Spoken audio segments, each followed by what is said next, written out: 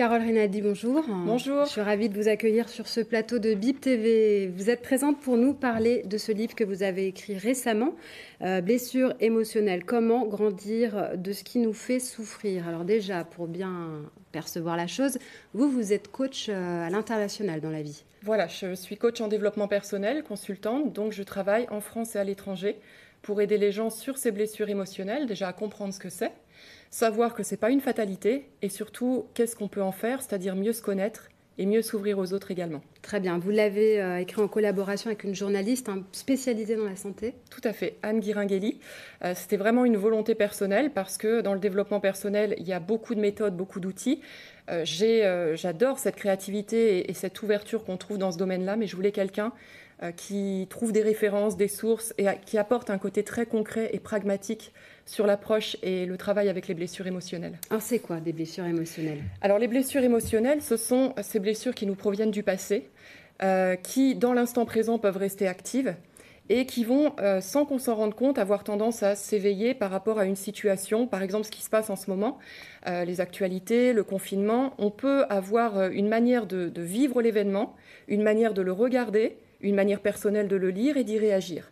Voilà. Donc une blessure émotionnelle, c'est notre vécu, notre bagage héréditaire qui a tendance, sans qu'on s'en rende compte, à se transposer dans l'instant présent et parfois nous faire adopter des réactions qui ne sont pas forcément stratégiques et adaptées. C'est là que j'interviens, c'est là l'objet de mon travail. Aider les gens à être beaucoup plus stratégiques et réagir comme ils ont envie de le faire, pas en réaction à des événements passés. Vous parlez d'ailleurs de masques voilà, qui intervient aussi sur des situations bien concrètes. Tout à fait. Alors les masques, c'est même encore plus général, c'est-à-dire que quand on a vécu une blessure, quand on a une blessure passée, eh bien on va avoir une ligne de conduite plus ou moins consciente pour s'éviter de revivre la blessure. Et donc cette ligne de conduite, effectivement, c'est un masque, ce qu'on appelle un masque au quotidien. Ce masque, il a pour but de nous protéger, de nous éviter de revivre la blessure, et il est également actif quand il y a quelqu'un ou une situation qui s'approche trop près, qui, malgré tous les efforts qu'on fait, peut nous amener à revivre une situation qui est réactionnelle. Le masque est aussi dans la réaction qu'on va apporter à cette situation. Alors j'ai envie de dire que ce livre concerne un peu tout le monde, hein, si on ne peut pas donner une catégorie de population, puisque j'imagine que nous avons tous des blessures émotionnelles quelque part. Tout à fait, et c'est loin d'être une tare. C'est vraiment une belle chose. Alors, il y a bien sûr, on a tendance à penser blessure émotionnelle peut-être égale trauma, mais c'est pas du tout le cas. C'est-à-dire que, effectivement, vous avez raison, tous les êtres humains ont des blessures émotionnelles, mais à différents degrés et dans différents contextes. Donc on ne les subit pas tous de la même manière, et j'ai envie de dire que quand c'est la question des traumas, on ne fait pas appel à un coach en développement personnel, on fait plus appel à une thérapie peut-être en psychologie.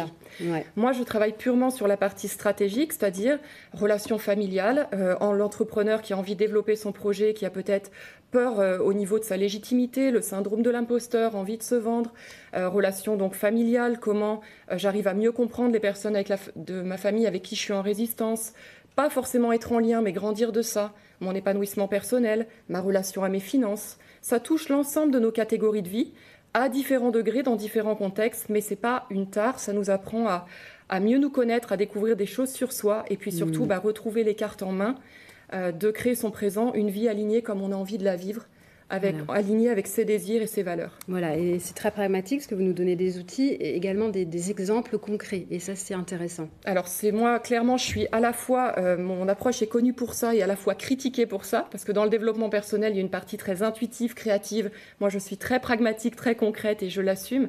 Et c'est ce que j'ai voulu apporter dans ce livre, c'est-à-dire que ce livre, c'est près de 12 ans de ma vie. Donc ce sont des exemples personnels de ma vie dans l'ouvrage et également des outils qui se sont appliqués à des centaines de personnes que j'accompagne, qui ont fait leurs preuves. Et c'est pour ça que j'ai mis aussi autant de temps à sortir cet ouvrage. Je suis coach maintenant depuis 2015, parce que je voulais que ce soit des choses qui soient testées et pas simplement qui aient servi à mon propre parcours. Le fait de pouvoir le dupliquer à des personnes à l'international, ça montre que malgré la culture, quel que soit le sexe de la personne ou l'âge, ça donne du résultat. Très bien, donc vous redonnez confiance un peu à la personne et je pense que la moralité, le message aussi, c'est de s'aimer soi-même pour mieux entrevoir le monde. Ah oui, l'amour de soi, c'est un magnifique terme. Et qu'est-ce qu'on en fait concrètement? C'est une vraie question. Est-ce que je redonne confiance aux gens? Non. J'ai les outils qui leur permettent, quand ils ont pris la décision de développer cette confiance en eux, de les accompagner. Maintenant, l'amour de soi, oui, c'est effectivement que je sois dans la confiance ou pas, que je sois dans la gestion de mes blessures ou pas. je peux me respecter et m'aimer à chaque étape de mon parcours. Et je vous assure que ça, c'est l'outil le plus compliqué de mon travail. Parce que les gens ont tendance à penser que blessure égale correction de moi-même. Il faut que je change.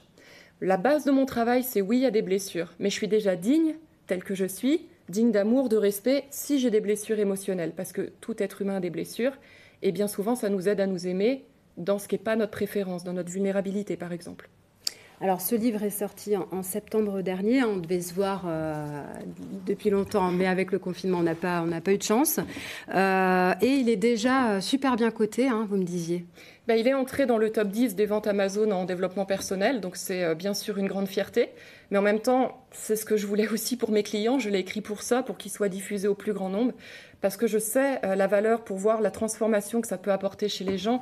Moi, honnêtement, c'est le plus bel outil que je connaisse en termes de connaissance de soi et d'amour des autres. Et voilà, j'avais envie que ce message soit porté. Je suis très ravie.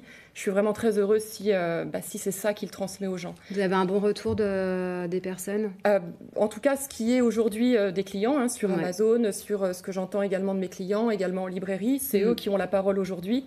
Et bien sûr, chacun se fait son propre avis, mais majoritairement, ce que je vois, c'est le plus beau cadeau qu'on puisse me faire, c'est voilà, j'ai lu ton livre, voilà ce que j'en ai fait dans ma famille. C'est même pas que c'est intéressant ce que je fais, c'est concrètement qu'est-ce que j'en ai fait. Moi, ce que je veux, c'est que le client ou le lecteur prenne une seule clé du livre, même s'il n'y en a qu'une seule, et se dise, voilà, je veux l'appliquer à ma famille, à mon épanouissement personnel, à ma santé, voilà ce que j'en ai fait. Ça, c'est le plus beau cadeau dans mon métier que je puisse recevoir. Très bien. Et on peut le trouver où, ce livre, Carole ? Il est partout dans tous les pays francophones, donc bien sûr en librairie, sur les plateformes d'achat en ligne également. Donc voilà, il est diffusé aux éditions Larousse, et on peut le retrouver partout en France, à l'étranger, tous les pays francophones. Très bien. Merci beaucoup d'être venu nous le présenter. Merci à vous. Et bonne continuation. Merci beaucoup.